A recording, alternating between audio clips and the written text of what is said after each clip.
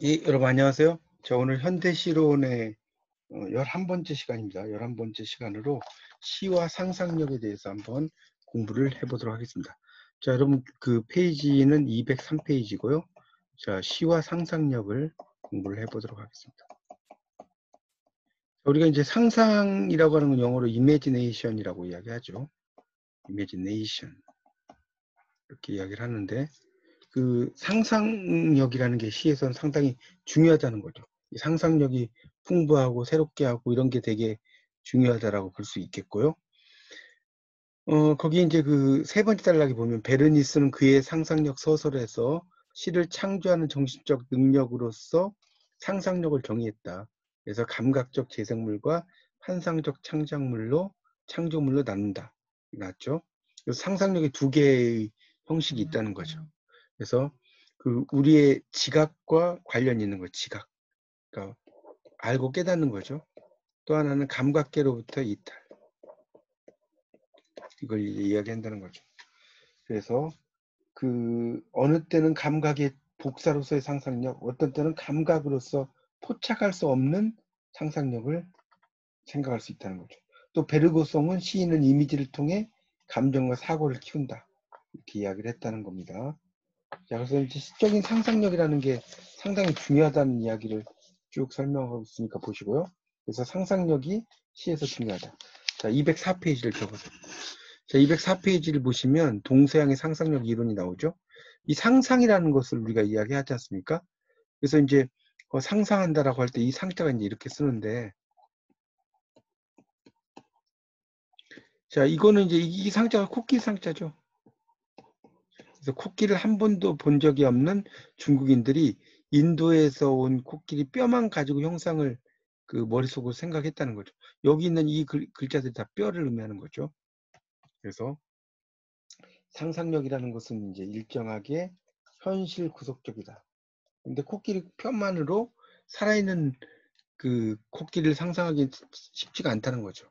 그 뼈만 가지고는 그런 것들을 상상한다는 것이 쉽지가 않습니다.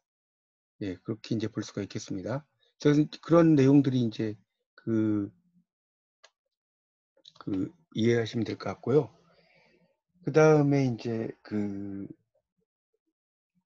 그래서 이제 그 다음 단락에 보면 유협은 상상력의 특징과 기호를 세 가지로 정의한다 이렇게 나왔죠. 유협이라는 사람은 유협. 그래서 이 상상력의 특징과 기호를 정의를 하는데 첫째는 그 미묘한 상상력을 통해서 정신은 외부의 사물과 접촉을 할 수 있다 이렇게 나오고요. 그러니까 미묘한 상상력 이런 것이 아주 중요하다는 겁니다. 그다음 둘째는 정신적인 활동, 정신적 활동 이런 걸 통해서 이제 현상계는 분명해지고 또 다양한 정서적 반응을 하고요. 또 셋째는 산을 오를 때의 생각과 감정은 그 산의 경치로 충만하고 바다를 볼 때의 뜻과 생각은 바다의 모습이 된다. 나오죠. 그러니까 이 상상력이라는 것이 상당히 중요하다는 겁니다. 자, 205쪽을 보시면요. 그래서 이제 이 둘째 줄에 동양의 상상력의 이론은 이물관물이란 말 나오죠. 그러니까 사물로서 물건을 본다. 이게 이물관물이라는 그런 뜻이 되겠습니다. 이런 것들이 이제 또 중요하다고 나오고 있습니다. 그게 이제 동양의 상상력이다. 그래서 이제 이 상상력이라는 것이 상당히 이제 중요하다는 내용을 쭉 이야기를 하고 있고요. 자, 서양의 상상력은 205쪽의 두 번째 단락, 아리스토텔레스.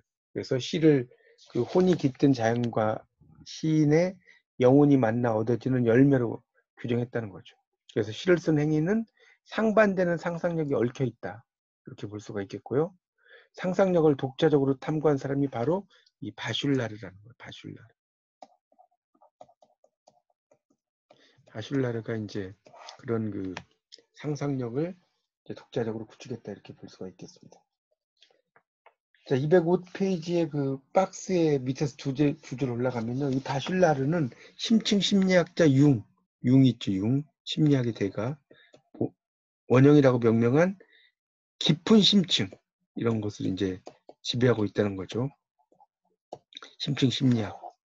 그래서 근본적인 이미지를 발견하는데 이 원형이 바로 상상력의 독자적인 작용.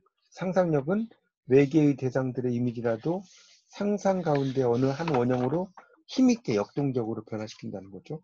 이렇게 나오고 있습니다. 그래서 이제 이 바실라르의 상상력이라는 것은 거기 206페이지 넘겨보세요. 넘겨보시면 이미지가 원형에 이를 때 큰 희열을 느끼게 한다. 이런 말 나오고 있죠. 이미지가 에 대해서 이야기하고요. 두 번째 단락에 보면 바실라르는 시는 이성에 호소하는 게 아니고 감각적 체험과 함께 상상력에 의존하는 것이다 라고 갈파했다고 나오고 있습니다. 자, 207페이지로 가겠습니다. 207페이지에 보시면 상상력의 역할과 기능입니다. 자, 207페이지. 상상력의 역할과 기능. 보겠습니다. 자, 이 상상력이라고 하는 것이 이제 상당히 중요한데, 자, 다섯째 줄에 있죠. 영국의 비평가 헤즐릿은 상상의 언어로서 이 상상이라는 게 이제 그 사물을 있는 그대로가 아니라 다른 생각과 감정에 의해서 무한한 형상과 그런 힘의 화합으로 빚어진 그대로를 나타내는 능력이다. 이런 말 나오고 있죠. 그래서 이제 이 상상력이라고 하는 것 자체가 눈에 보이지 않는 상상력 자체가 추상적인 거죠. 그런 것을 의미하는 거라고 볼 수가 있겠습니다. 자, 208쪽으로 넘겨보세요. 208쪽의 두 번째 단락에 독일의 철학자 칸트가 나왔죠. 자, 이 독일의 철학자 칸트는 지각의 대상을 사회 속에서 능동적으로 종합하는 능력이 상상력이다. 그래서 자, 거기 두 번째 단락 둘째 줄에 보면 이 상상력이라고 하는 것은 감각과 오성이다. 자, 이때 오라는 것은 그 깨달을 오자죠. 깨닫는 성질이죠. 그래서 현실적인 인식을 성립시키고 감각을 통해 현실에서 경험하는 것과 그런 그 사유하는 것을 연결시켜주는 의식적 장치라고 이야기할 수가 있겠습니다.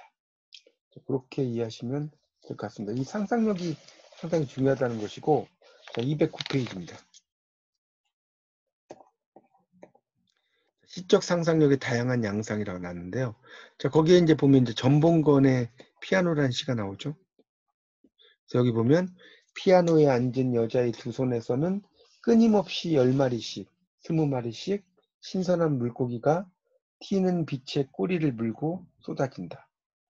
나는 바다로 가서 가장 신나게 시퍼런 파도의 칼날 하나를 집어들었다.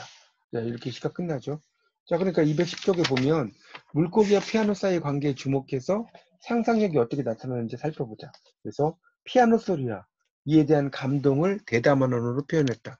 피아노의 신선하고 생기는 소리를 보는 듯이 표현했고요. 싱싱한 물고기가 튀어오르는 것으로 표현했다는 거죠. 그렇게 이제 눈에 보이지 않는 것을 눈에 보이는 것으로 표현했다는 거죠. 그리고 시퍼런 파도의 칼날 하나를 집어들었다. 그러니까 피아노 소리를 들으면서 마음에 느껴지는 감동이죠, 감동. 이걸 이런 식으로 표현을 했다라고 볼 수가 있습니다. 또 피아노를 두드리는 손의 움직임과 피아노 소리에서 이제 신선한 물고기. 그러니까 피아노를 이렇게 막 두드리죠. 건반이 이렇게 있으면 건반을 막 두드리는 것을 가지고 이제 표현하는 거죠. 그래서 이제 빛나는 꼴이라고 이제 이야기를 하고 또 있습니다. 자, 워즈워드의 무지개라는 시가 또 유명한 시가 나왔죠. 워즈워드의 레인보우라는 시인데 거기 보면 이제 하늘의 무지개를 볼 때 내 가슴이 뛴다라고 나왔죠. 영어로는 이제 이거를 그 My Heart Leaps Up이라고 하죠. 내 마음은 뛴다. 언제 뛰냐면 When I 뭐뭐 할 때. Behold. Rainbow in the Sky. 하늘에 있는 무지개를 볼 때 내 가슴이 뛴다는 건데 이때 behold라는 것은 이제 see와 같은 뜻인데 좀 더 낭낭한 어떤 그 서사시라든가 이런 데서 쓰는 표현이라고 볼 수가 있겠죠. 그래서 이제 어린이는 어른의 아버지라는 게 나오죠. 그러니까 결국 나이를 먹어도 이제 순수의 세계, 자, 이 세계 속에서 살아가라는 거죠. 자, 211쪽입니다. 그런 것을 이야기하고요. 자, 김광규의 어린 개의 죽음이라는 글씨가 나오죠. 211페이지입니다. 자, 211페이지에 보면 김광규의 어린 개의 죽음이죠. 어미를 따라 잡힌 어린 개 한 마리, 큰 개들이 새끼줄에 묶여 거품을 품으며 헛발질할 때 개장수의 구력을 빠져나와 옆으로 아스팔트를 기어간다. 갯벌에서 숨바꼭질하던 시절 바다의 자유는 어디 있을까? 눈을 세워 사방을 두리번거리다 달려오는 군용 트럭에 깔려 길바닥에 터져 죽는다. 먼지 속에 썩어가는 어린 개의 시체, 아무도 보지 않는 찬란한 빛. 212쪽입니다. 그래서 이런 어린 개의 삶과 죽음, 자유와 속박, 꿈과 좌절이 잘 나타나 있죠. 그래서 어린 개의 속박과 탈출, 죽음을 통해서 말하고자 하는 게 뭐냐. 그래서 군용 트럭이 짓밟고 가는 어린 개의 죽음을 통해서 폭력성을 볼 수가 있다는 거죠. 폭력성. 바이올런스죠. 이걸 이제 볼 수가 있다는 것이 나오고 있습니다. 그래서 어린 개는 갯벌에 숨바꼭질하던 시절 바다의 자유에 대한 기억 때문에 탈출해서 아스팔트를 기어가다가 이제 짓밟히는 내용이 나오고 있다고 할 수가 있겠죠. 그런 내용으로 이해하시면 될 것 같고요. 자, 그 다음에 나오는 게 이제 정희성의 민지의 꽃이라는 시가 나오죠. 정희성의 민지의 꽃. 이 시를 보면 예전에 이제 가수 예민이라는 가수가 그 산골 소년의 사랑 이야기.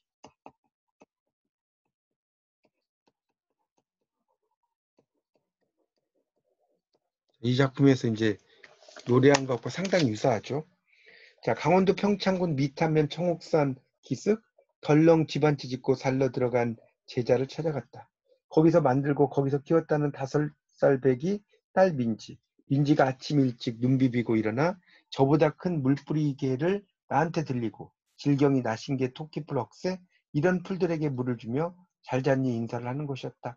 그게 뭔데 거기다 물을 주니 꽃이야 하고 민지가 대답했다. 그건 잡초야라고 말하려던 내 입이 다물어졌다. 그래서 이제 산골 어떤 생활을 이야기한다고 볼 수가 있겠죠. 213쪽입니다. 그래서 이 산골에서 자란 민지와 세상살이 때가 묻은 시인을 통해서 이제 어떤 내용들을 쭉 설명을 하고 있다라고 볼 수가 있습니다. 자, 여기서 이제 나신개가 나오는데 한 10줄 좀 보면 나신개. 자, 이건 뭐냐면 냉이의 사투리예요.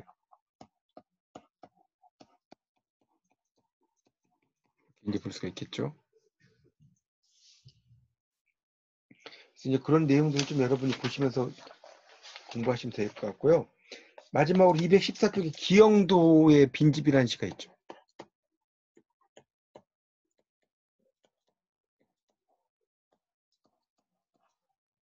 자, 그래서 거기 이제 보면 어떻게 나옵니까? 사랑을 잃고 나는 쓰네. 잘 있거라 짧았던 밤들아. 창밖을 떠돌던 겨울 안개들아. 아무것도 모르던 촛불들아 잘 있거라.